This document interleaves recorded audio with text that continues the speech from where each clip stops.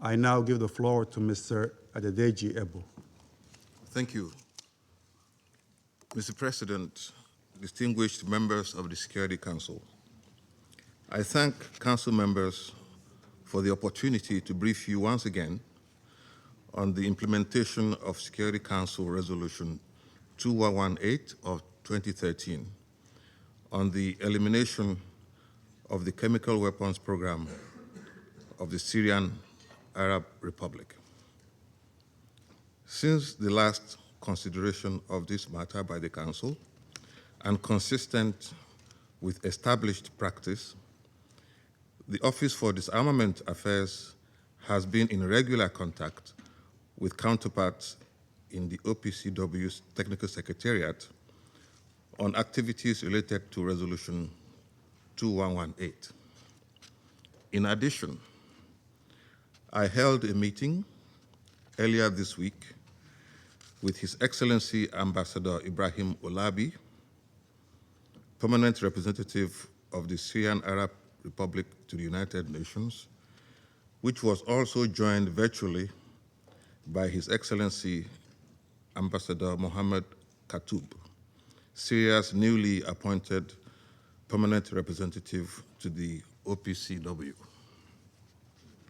Mr. President, since the Council's last meeting on this matter, the OPCW and the Syrian Arab Republic have continued to engage on how to eliminate any remnants of the chemical weapons program developed by the previous government. Given the significant challenges to overcome these efforts, I welcome the continued progress that has been made since the Council's last meeting. As previously reported, since 2014, the OPCW Technical Secretariat has not been able to confirm that the declaration submitted by the previous government was accurate and complete because of the insufficient and inaccurate information it contained. The OPCW Technical Secretariat has reported, and I quote, serious concern, unquote, over the declaration's issues as it involved large quantities of potentially undeclared or unverified chemical warfare agents and chemical munitions. The new Syrian government has been working with the OPCW Technical Secretariat to obtain clarifications on the full extent and scope of the program developed by the previous government and ensure Syria's long-term compliance with the Chemical Weapons Convention. In this month's report, the OPCW Technical Secretariat reiterates that in addition to the 26 declared chemical weapons related sites, information made available to the OPCW suggests that there are more than 100 other sites that may have been involved in the previous government's chemical weapons-related activities. As part of its work on this matter, the OPCW Technical Secretariat plans to visit all these locations, taking into account security and other relevant considerations. Mr. President, with support and facilitation from the Syrian government, OPCW teams have deployed in March, in April, in June, in August, in September, in October, and in November 2025. And the overall number of locations visited since March 2025 now stands at 19.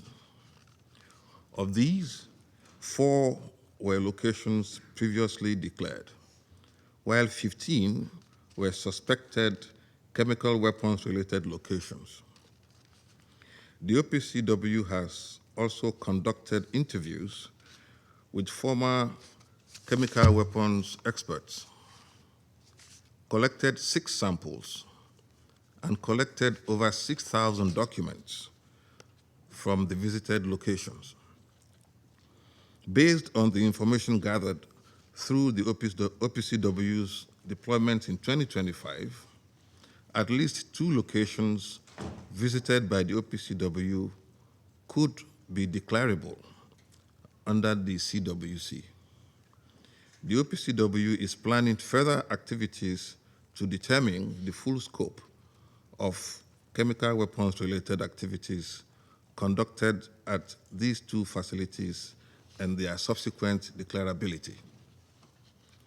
I am also encouraged to hear that further deployments are being prepared.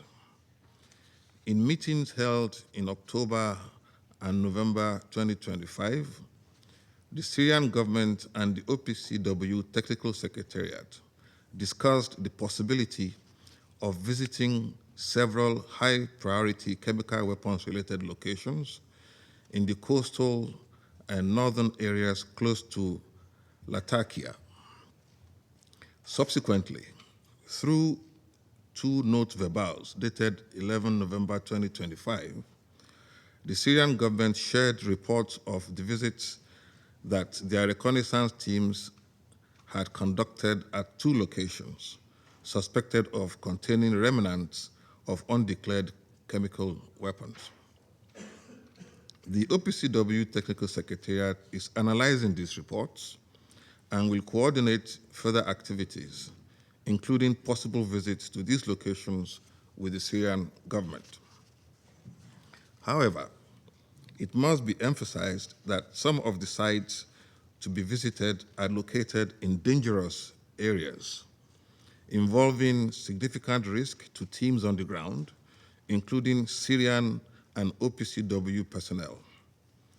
The OPCW Technical Secretariat has provided the Syrian government with a list of operational requirements to be conducted before any such visits by the OPCW teams can take place. The Syrian government has informed the OPCW that they would share these operational requirements with their national and international partners, coordinate necessary activities, and provide feedback as soon as the necessary work is completed to ensure safe deployment to these locations. Mr. President, additional concrete steps in the last reporting period that should be highlighted include that in November 2025, the newly appointed permanent representative of the Syrian Arab Republic to the OPCW presented his credentials to the OPCW Director General, and the Syrian National Authority has been re-established.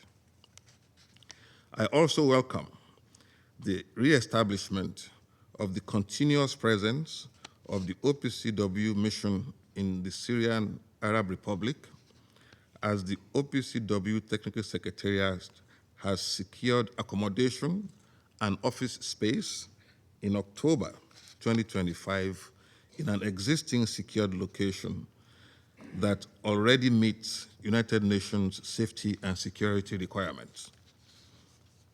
Mr. President, as has been previously reported, there are significant challenges ahead, and consistent support from the entire international community will be critical to efforts to rid Syria of all chemical weapons. The OPCW Director General has noted that the tasks ahead will likely be more complex than those carried out 11 years ago and the destruction of Syria's declared chemical weapons program. In November 2025, the OPCW Director General sent a letter to members of the Executive Council, along with a needs and gaps assessment prepared by the Secretariat. This assessment shall inform those parties and other partners willing to support the Syrian Arab Republic as to what needs to be provided so that the activities in the Syrian Arab Republic may come to a successful end. I have been informed that the OPCW Technical Secretariat has been supporting and advising the Syrian Arab Republic and other state parties with regard to the plans for the destruction of any identified chemical weapons and related remnants. Destruction might need to be carried out on site where conditions require. The recent decision of the Executive Council on the expedited on-site destruction, that is EC 110 DEC 1, dated 8 October 2025, authorizes such a measure and constitutes a positive step forward. Mr. President, the OPCW Technical Secretariat remains committed to delivering on its mandate to verify the full implementation by the Syrian Arab Republic of all declaration requirements under the Chemical Weapons Convention, decisions by the OPCW policy-making organs, and Security Council resolutions. I will also reiterate that the commitment of the new government of Syria to fully and transparently cooperate with the OPCW Technical Secretariat is both welcome and commendable. I also commend the efforts of the Syrian teams on the ground, whose work involves significant physical risk.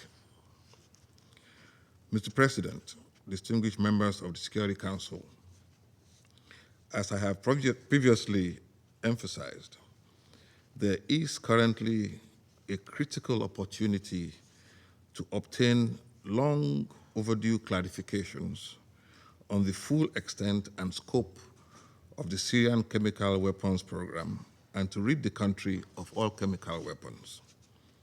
I once again urge the members of this council to unite and show leadership in providing the support that this unprecedented effort will require.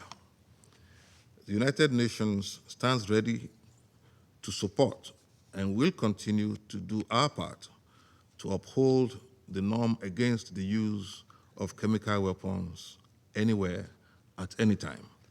I thank you very much for your attention. I thank Mr. Ebo for his brief